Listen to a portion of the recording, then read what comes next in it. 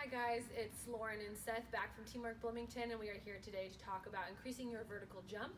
This is a very dense topic, and so today we are just going to kind of scratch the surface and give you guys as much information as we can. We are going to talk about three bullet points today. The first being relative strength, rate of force development, and then we're also going to give you three progressions to help you guys get started on increasing this vertical jump. Yep, so when you break it down to some of the simplest points of vertical jump, two very important things are relative strength and rate of force development. As far as relative strength goes, we're talking about if athlete A is 150 pounds and he can squat 150 pounds, but athlete B weighs 150 and can squat 300, it is highly likely that athlete B is going to be a better jumper. While he has that raw strength and he'll more than likely be jumping higher, that doesn't mean he's going to be quicker off the floor, and that's when rate of force development comes into play. So you might have a lot of raw power output, but that doesn't necessarily mean that you can express it as well as you should. And so when we look at rate of force development here at Teamwork, we classify our athletes as either a kangaroo or a gorilla.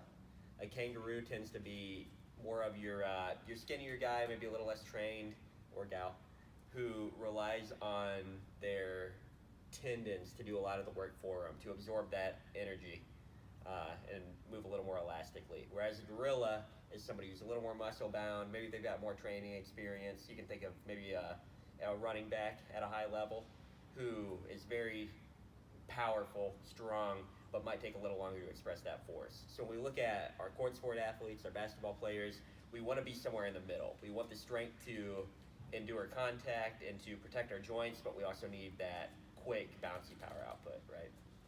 So stay tuned. We're going to show you guys three progressions. We're going to go over landings, a box jump, and then also go over the depth jump. So that'll be coming soon. Yep. All right, guys, we are going to show you the landing now, which is our first step in progressing for the box jump. So Seth is going to start by a nice, gentle step off the box. Awesome. And then as you can see, whenever he lands, he's driving his knees out and he has his hips pushed back. He has his feet in a nice athletic position, and he is good to go. So now he's going to show you one from the side so you can see those hips pushed back. Nice gentle step off. Good soft landing. Hips back. Good to go. All right, so a level 2 plyo for us would be a box jump. And while some people think those are really intense, they actually are not that bad because that elevated landing means there's less time for gravity to act on your body, right? It's not as forceful of an impact with the floor. So if you look at Lauren here, she's gonna wind up, hips go back using those arms, and then attacking the box with her feet, just like she would for a landing that we just worked on. Another important thing with the box that you choose, please make sure that you can land above 90 degrees. This is not an exercise in pulling your knees to your chest. We are trying to emphasize a big jump and a soft landing mechanic. Perfect. All right, guys, our last jump on our progression, level 3, is the depth jump, and this is the most intense of our jumps. So Seth is going to perform this for us. And in this one, we're going to kind of combine the two things we've talked about because we have a landing and then also another jump. So Seth is going to have a nice gentle step off the box, a quick load on the floor, and then going to get off the floor as quick as possible and jump as high as he can.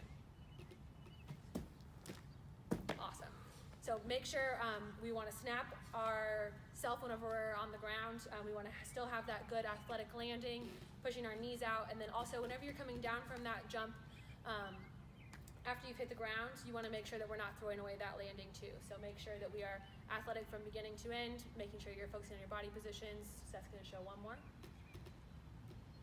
Quick snap, up, good landing. You ready?